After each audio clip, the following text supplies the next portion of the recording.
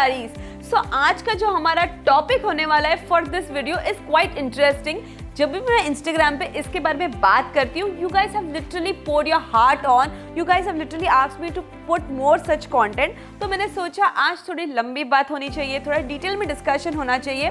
So basically we are guys are going to talk about what does a wife wants from his man during the postpartum phase. Yes, it is something that I always wanted to talk and thought कि आज इस पे detail discussion हो ही जाए। तो let's start this video without wasting any time. Before we begin this video, one small thing, one small request, you guys can go and subscribe my channel if you are liking this video and hit the bell icon to know more updates about our next topic. Okay. So before actually I tell what does a wife want, I would like to tell here there are a lot of people who are following me from Instagram and knows that Dhaval and I have been together for more than a decade now. धवल से सबसे ज़्यादा मुझे प्यार तब हुआ when I became a mother. Like जब मैं माँ बनी तो उसने बहुत सारी ऐसी चीज़ें की विच वॉज, जब मैंने इंटरनेट पे डालना शुरू किया on my Instagram, I got to know कि सब वाइफ, सब वुमेन, सब माँ इतनी लकी नहीं होती है कि उसके हस्बैंड्स उनको ये एक्सपीरियंस करवाए कि कितना स्पेशल है to actually become a mom, to actually do that small things which are very much needed during your postpartum phase. तो आज मैं ये वीडियो स्पेशली उन सब डैड्स के लिए लेके आई हूँ जिनकी बीवी अभी करंटली नई माँ बनी है and they are into their postpartum phase. बहुत ज़्यादा उन लोगों को लोनली फील होता है when they don't have you besides. So this video is going to be specially for all the new dad, जो मुझे धवल ने एक्सपीरियंस करवाया है, जो धवल ने मुझे फील करवाया है। बस I am going to come here and highlight that points to you all. Do watch this video till the end and I'm sure you are going to just love this video. So let's start this video without any wasting time because I'm super excited to actually share this all things with you all. Be her emotional strength. Now motherhood journey है ना, वैसे भी बहुत ज़्यादा lonely होती है। जो एक माँ फेस करती है ना ये टाइम पे स्पेशली, आई जेन्युइनली थिंक ये कोई भी ये मैच ही नहीं कर सकता है, कोई सोच भी नहीं सकता उस पर क्या गुजरती है। आप कितना भी बच्चों के साथ इन्वॉल्व हो जाओ, बच्चों के कितना भी चीज़ें कर लो, बट जो मेंटली फिजिकली जितना एक माँ पे जो बीतती है ना, it's like I can not even explain you in words. Now ऐसे बहुत बार होगा टाइम कि जहाँ पे आपकी वाइफ आके आपको रो रही है, लैश आउट हो रही है, आपको कुछ ट्राई कर रही है एक्सप्लेन करने के लिए, but you are trying to give a logical reasoning to it. She really doesn't need that logical reasoning. What she needs is बहुत सारा ढेर सारा प्यार, compassionate, hug and just want someone कि कोई बाजू में बैठे, उसको सुने, give that listening ears, उसको समझे कि वो exactly क्या उस पर गुजर रही है. Dhaval has made me feel this. मैं धवल को जब भी मैं जाके बात करती थी, जब भी मैं उसको जाके बोलती थी, तो one thing he used to do is not giving me anything, any reasoning. कोई भी मुझे लॉजिकल आंसर नहीं चाहिए. And he used to understand that. And वो एक ही चीज़ करता था, used to hug me, used to really give me that love, that care that I really needed at that time, and that made me feel more lighter and more कि मैं जो सोच रही हूँ that my thoughts are also validated. Help her with kids without making it look like a job. Now आप लोग मुझे बहुत ट्रोल करने वाले हो, आई एम श्योर अबाउट जो मैं अभी बोलने वाली हूँ, दैट आप लोग बोलोगे कि हमें हमारे हस्बैंड से काम करवाना अच्छा नहीं लगता है, एहसान करवाना अच्छा नहीं लगता है, ये वो फलाना इनका। बट मैं एक ही बात बोलूँगी कि जितने बच्चे आपके हैं उतने ही बच्चे उनके भी है। सो इट इज़ लाइक कि दोनों की 50-50 रिस्पॉन्सिबिलिटी बनती है कि आप दोनों एक साथ एज अ टीम बन के आप काम करो। मतलब कि when I had jiggly in my life, Dhaval has been with me in hospital during my pregnancy days when I had the most toughest pregnancy. He has literally told my parents, Dhaval's parents, that Dhaval अपने parents को भी बोला कि नहीं आता है तो मैं सीखूंगा, मुझे सीखना है हर वो चीज़, मुझे जो अंजलि की ज़रूरत है मुझे वो खुद करनी है.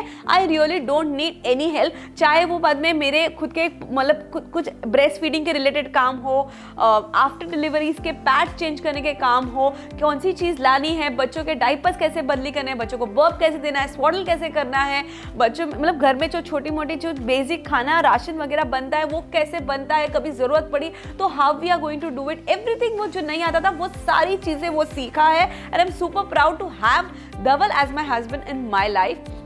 एंड मैं एक ही चीज़ बोलूँगी, जितनी आज के जनरेशन में जितनी मॉनेटरी और जितनी फिजिकली दोनों की ज़रूरत बहुत ज़्यादा है, दोनों को इन्वॉल्व ज़रूरी है रहना। जेंडर स्टेरियोटाइप आज के जनरेशन में इट्स नॉट पॉसिबल कि आप ये सारी चीज़ें डिवाइड कर दोगे कि जेंडर वाइज कि ये काम इसका है, ये काम उसका है, and let's do it like this. It's not going to be possible. अगर आपकी बीवी अगर बॉटल को वॉश कर रही है तो it's your duty to sterilise it. अगर आपकी बीवी इस ब्रेस्ट फीडिंग है तो it's your duty to burp the baby. If your wife is doing like changing the diaper, it's your duty to swaddle and make him sleep. So it's everything goes 50-50, hand in hand, and both have to be involved in doing everything together. Protect her from judgment. Now everybody isn't privileged to have a good ससुराल, good environment. सबके इतने privileges नहीं होते कि उसके ससुराल वाले या उसके environment जिसके साथ वो रह रही है वो उनको समझे। इसमें आपको एक ही छोटी सी चीज़ करनी है, उसका ढाल बनना है, उसको समझना है, उसको क्या करना है, उसको आप समझोगे एंड शी विल रियली मतलब वो याद रखेगी कि इस टाइम पे जो उसको ज़रूरत थी आप उसके साथ एक्चुअल में थे। मतलब कि जब एक नई नई माँ बनती है तो उसके साथ बहुत सारी चीज़ें होती है, उसको बहुत सारी चीज़ें करनी होती है। लाइक उसके बढ़ते शरीर को लेके उसको कोई डिसीजन लेना है, या उसको ब्रेस्ट फीडिंग नहीं करना है, उसको फॉर्मूला फीड करना है। ये तो बहुत ज़्यादा कॉमन चीज़ है। उसके लिए उसको कितना कुछ हमें ससुराल में सुनाया जाता है कि बहुत एक छोटी सी चीज़ जो आपको सुनने में लगती है उसके लिए आप सोचोगे उसके लिए बहुत बड़ी चीज़ है। अगर आप उसके साथ ये सारी चीज़ों पे उसका स्टैंड लोगे, she will really thank you this, and ये याद रखेगी आज से 15 साल के बाद भी कि उसको आपने इसमें सपोर्ट किया था। देन बहुत सारी चीज़ें होती है, उसके पेरेंटिंग स्टाइल्स को लेके बहुत सारे ओपिनियंस होते हैं एंड वो शायद कहीं ना कहीं मैच नहीं होते। इट्स ओके, उसको अपने बच्चे के लिए कुछ करना है, लेट हर डू इट। समझने की ट्राई करो वो क्या बोलना चाहती है।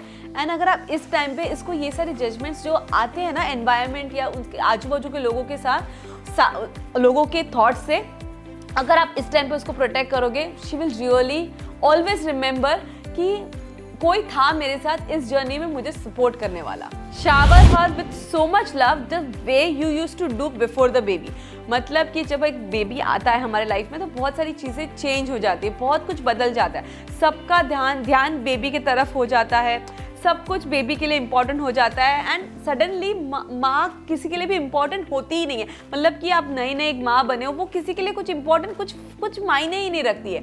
इसमें आप एक ही चीज़ कर सकते हो, जैसे आप उसको पहले ट्रीट करते थे, जैसे आप पहले उसके साथ डेट्स पे जाते थे, जैसे जब बच्चा सो जाता है उस टाइम पे जो आप क्वालिटी टाइम दोनों एक साथ स्पेंड करते हो वो रियली बहुत ज़्यादा मैटर करता है। Dhaval has made me feel this कि after baby used to go to sleep, जो भी टाइम मिलता था, आधा घंटा 1 घंटा, we used to really have that conversation, we used to communicate. हम लोग बेबी के अलावा और बातें करते थे तो हम एक दूसरे से कनेक्टेड और रह पाए और ज़्यादा मतलब जो एक कॉन्फिडेंट मिसिंग हो जाता है। मतलब कि हमारे बॉडी में कितना कुछ होता है कि हमारा पूरा शरीर ही बदल जाता है। एक जो मोटापन आता है उसकी वजह से we start feeling demotivated, we just start losing that confident कि हम किसके लिए वर्दी ही नहीं है। जो ये सारी फीलिंग्स आती है ना वो सारी चेंज होने लगती है once your husband starts to understand you या start giving that time and importance to you.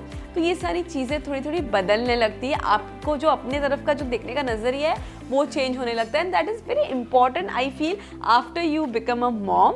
And this Dhaval has really made me feel कि जो मतलब मैं सोचती थी उसके पहले तो वो मेरे सामने कर देता था। मतलब कि मुझे ऐसा कुछ फील हो रहा है एंड उसके एक कमेंट और एक उसके वो एक उसका एक्सप्रेशंस और एक उसका जेस्टर से things has to be change. मतलब आप सुबह को उसको एक गुड मॉर्निंग, आप एक गुड मॉर्निंग के साथ एक कुछ नोट छोड़ दो, एक रोज़ दे दो ऑफिस जाने से पहले।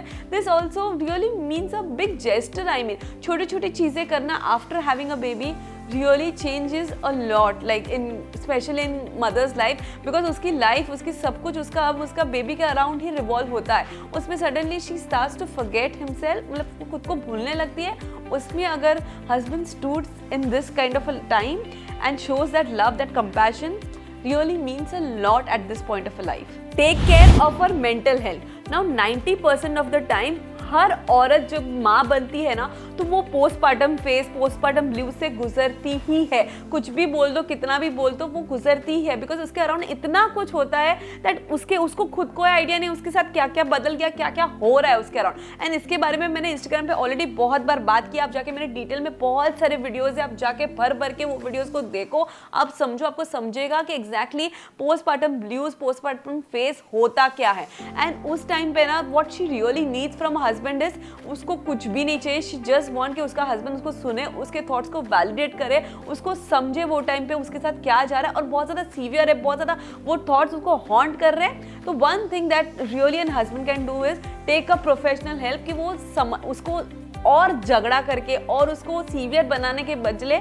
उसको समझे कि ये एग्जैक्टली हो रहा है, because she is stressed out, because there is so much that things have changed around her. तो you can just go and take a professional help during this time. एक बात बोलूं, इस टाइम पे ना आपके वाइफ के पास कोई नहीं है, सिर्फ आप हो, तो वो आपसे एक्सपेक्ट नहीं करेगी तो किससे एक्सपेक्ट करेगी।